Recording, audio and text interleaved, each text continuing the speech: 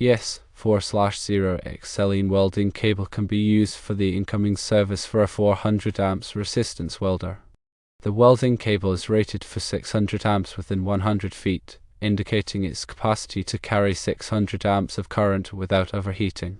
Given that the resistance welder draws 400 amps, the cable's rating exceeds the welder's requirement, making it suitable for this application. When selecting welding cable for a specific application, several factors must be considered to ensure safe and effective operation. Firstly, the current rating is paramount. The cable must be rated to carry the maximum amount of current drawn by the welder. This rating ensures that the cable will not overheat and potentially cause a fire or damage to the equipment. Secondly, voltage rating is an important consideration. The cable must be rated to withstand the voltage applied to it. The voltage rating indicates the cable's ability to insulate the conductors and prevent electrical breakdown. Thirdly, the length of the cable is critical. The cable must be long enough to reach from the power source to the welder. Proper length ensures that the welder can be positioned conveniently without straining the cable. Furthermore, flexibility is an important attribute. The cable must be flexible enough to be easily routed and installed. Flexibility allows for easy maneuvering around obstacles and reduces the risk of damage to the cable. In the specific case of the 4/0 ExCELENE welding cable, it meets all the necessary requirements for use with a 400 amps resistance welder. Its 600 amps current rating, suitable voltage rating, appropriate length, and flexibility make it a viable choice for this application. The ampacity of a conductor, such as welding cable, is influenced by several factors, including the ambient temperature and the number of current-carrying conductors bundled together. When conductors are bundled, their ability to dissipate heat is reduced, and their ampacity must be derated according to the National Electrical Code, or NEC. The NEC provides tables, such as Table 310.15, B3a, which provide adjustment factors for the ampacity of conductors in a raceway or cable with more than 3 current-carrying conductors. These factors account for the reduced heat dissipation and ensure that the conductors do not overheat. The ambient temperature also affects the ampacity of conductors. The NEC provides correction factors in Table 310.15, B2. For ambient temperatures other than 30 degrees Celsius or 86 degrees Fahrenheit. If the ambient temperature is higher than 30 degrees Celsius, the ampacity of the conductor must be derated, while if the ambient temperature is lower than 30 degrees Celsius, the ampacity can be increased.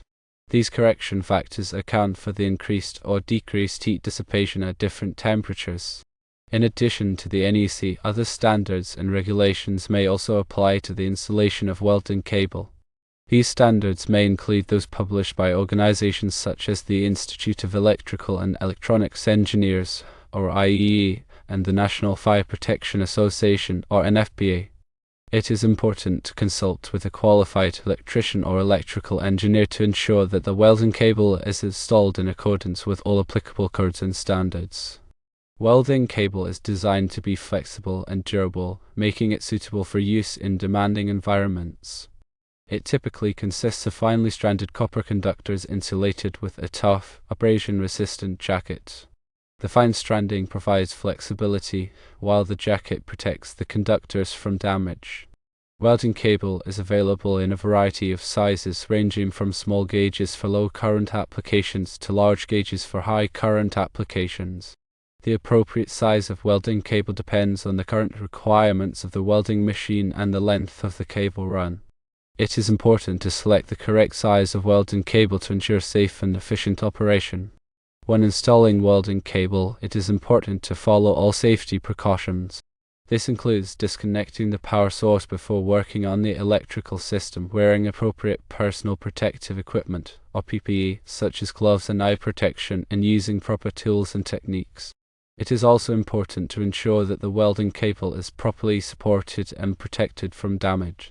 This may involve using cable trays, conduit, or other means of support. Welding cable should also be protected from exposure to chemicals, oil, and other substances that could damage the insulation. Regular inspection and maintenance of welding cable are essential to ensure its continued safe and reliable operation. This includes visually inspecting the cable for signs of damage such as cuts, abrasions, and cracks, and testing the insulation resistance to ensure that it is still adequate. If any damage is found, the cable should be repaired or replaced immediately. It is also important to keep the welding cable clean and free of dirt, grease, and other contaminants. This can be done by wiping the cable with a clean cloth or using a mild detergent solution. In addition to welding applications, welding cable can also be used for other purposes such as battery cables, ground cables, and power cables for portable equipment. However, it is important to ensure that the cable is suitable for the specific application and that it is installed in accordance with all applicable codes and standards. Welding cable is a versatile and reliable electrical conductor that is used in a wide variety of applications. By understanding its properties, characteristics, and installation requirements, it is possible to ensure its safe and efficient use. The resistance of a conductor, including welding cable, is affected by its length, cross-sectional area, and material. The longer the conductor, the higher its resistance. The larger the cross-sectional area, the lower its resistance. Copper and aluminum are the most commonly used materials for electrical conductors, with copper having a lower resistance than aluminum. The resistance of a conductor also increases with temperature. This is because the movement of electrons through the conductor is impeded by the vibrating atoms in the material. As the temperature increases, the atoms vibrate more vigorously, making it more difficult for the electrons to move. The increase in resistance with temperature is known as the temperature coefficient of resistance.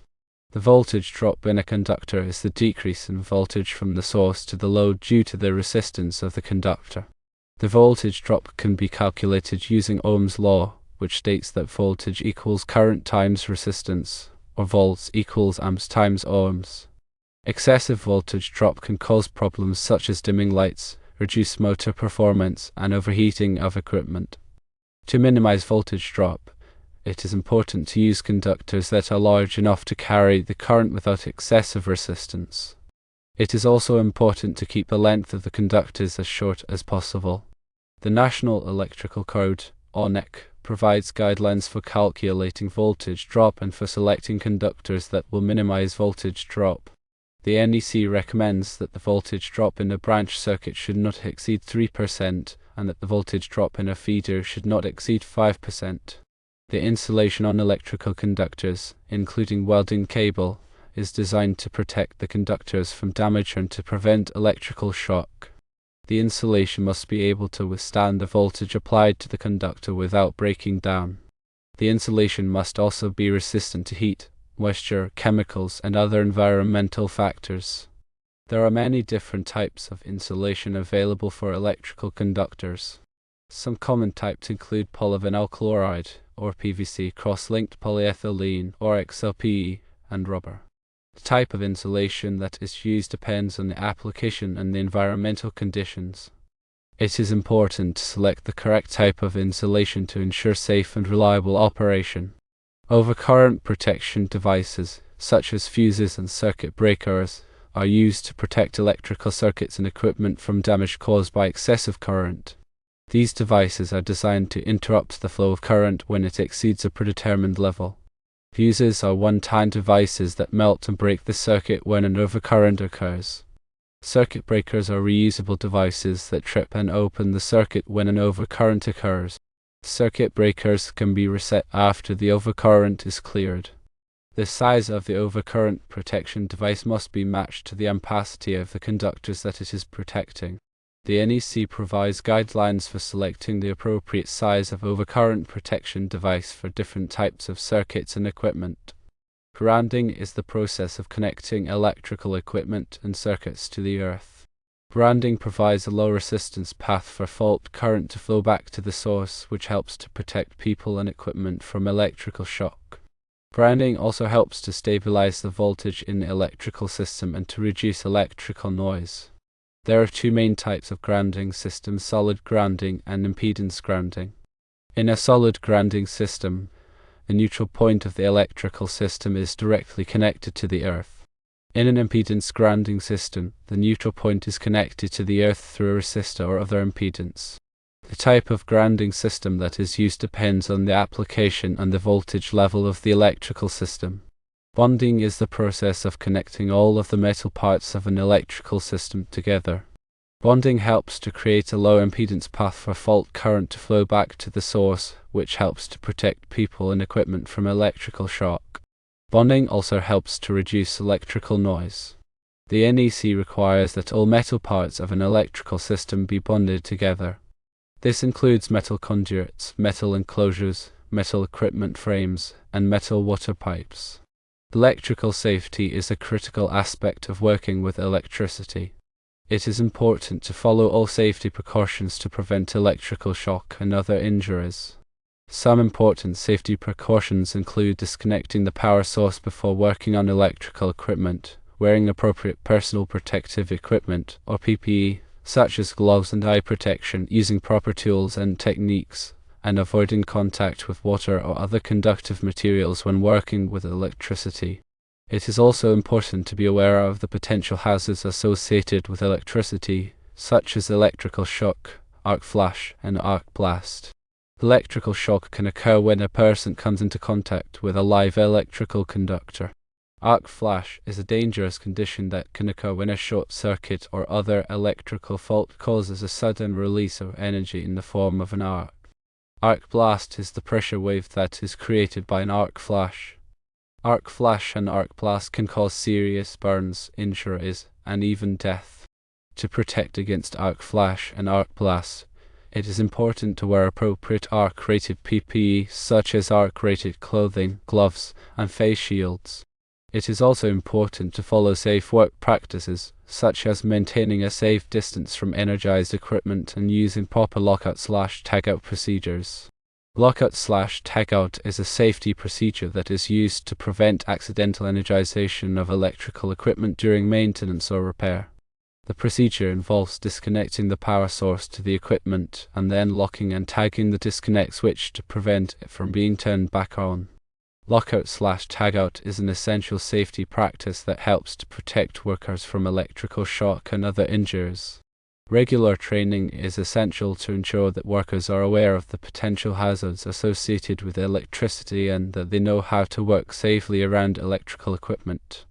Training should cover topics such as electrical safety, arc flash awareness, lockout/tagout procedures, and the proper use of PPE.